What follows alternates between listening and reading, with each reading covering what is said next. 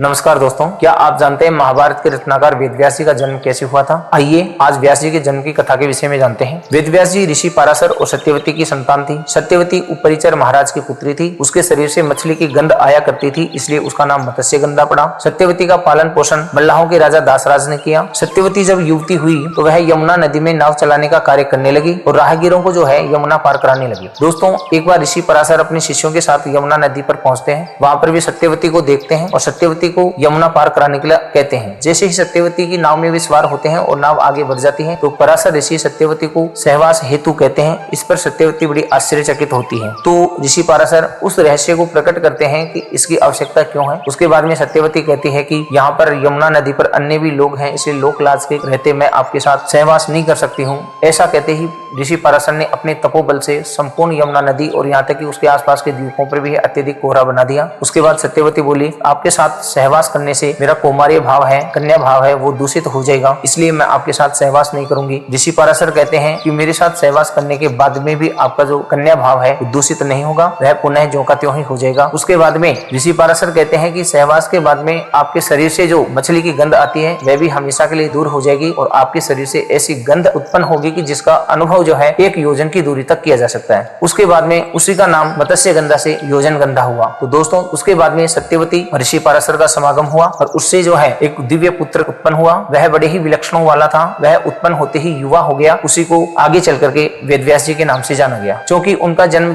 यमुना द्वीप पर हुआ था, इसीलिए कृष्ण द्वीपायन उनका नाम रखा गया और वेदों का विस्तार, वेदों का व्यास उन्होंने किया, इसलिए उनको वेद व्यास जी की संज्ञा दी गई। आगे चल करके वही वेद व्यास जी संपूर्ण विश्व साहित्य में जो सबसे बड़ा ग्रंथ है महाभारत, जिसमें 1 लाख श्लोक हैं, उसकी रचना वेद व्यास जी ने की थी। जय हिंद।